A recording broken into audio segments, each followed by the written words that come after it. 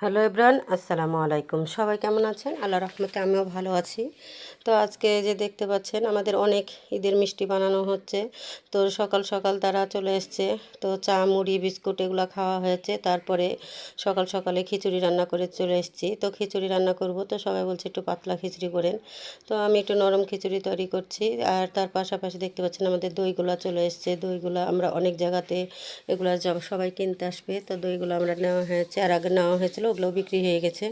তার পাশাপাশি সবাই এই যে মিষ্টি বানাচ্ছে, সারাদিন আমাদের ব্যস্ততার সময়ে চলে যায় দিনগুলো। তো দুইটা চুলা আমরা অলরেডি জেলে দিয়েছি, আর সারাদিন এই চুলাতে মিষ্টি নামাবো। আর এই যে এখানে দেখতে পাচ্ছেন কতগুলা কালো মিষ্টি চমচম, এগুলা কাস্টমার এসছে ঈদের জন্য, আর মিষ্টি নিয়ে চলে যাচ্ছে। তো আমরা আজকে এই ফ্রিজটা পরিষ্কার করব। তো অনেকগুলো আমার ফ্রিজে দুধ আছে, আবার সামাই চিনি এগুলো সব রেডি করেছি। যারা আমাদের আত্মীয় স্বজন আছে তাদের সবাইকে এই সামাই চিনিগুলো দেওয়া হবে।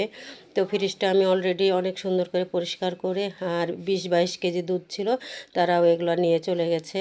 তো আর দুপুরে তাদের জন্য এখানে দেখতে পাচ্ছেন যে আমি রান্না করব।